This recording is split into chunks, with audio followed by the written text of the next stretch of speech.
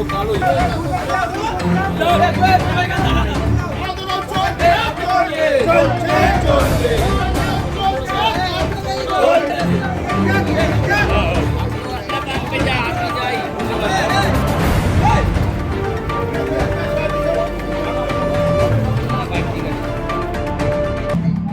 আমাদের এখানে সবাইরা মিলে হয়েছে এই যে নালার যে অবস্থা হয়েছে, সবাইরা দিন রাত এখানে জল থেকে যাওয়া আসা করতেই থাকে।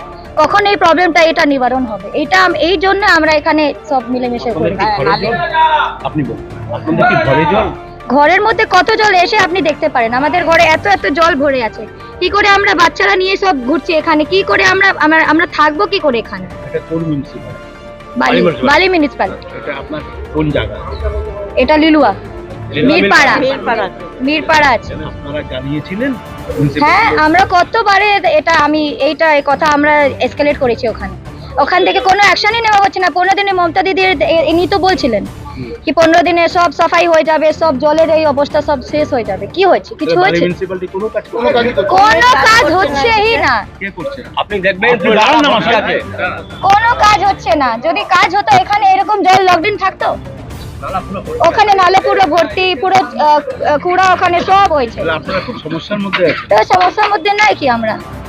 আমাদের বাড়িতে চলুন দেখে নিন একটু কি অবস্থা আছে আমাদের। এখন আপনারা এই অবরোধটা করেছেন, এতে সাধারণ মানুষের অসুবিধা হচ্ছে, কিন্তু খুব অসুবিধা হচ্ছে দাদা, খুব অসুবিধা। সেই জন্য আপনারা রাস্তায় নেমেছেন? হ্যাঁ, সেই জন্যই আমরা করেছি। আমাদেরকে তো কিছু অ্যাকশন নিতে হবে।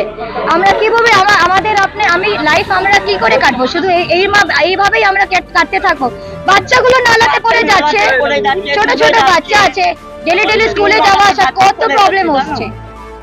বুড়ো মানুষ। বিনীতা মেহরা।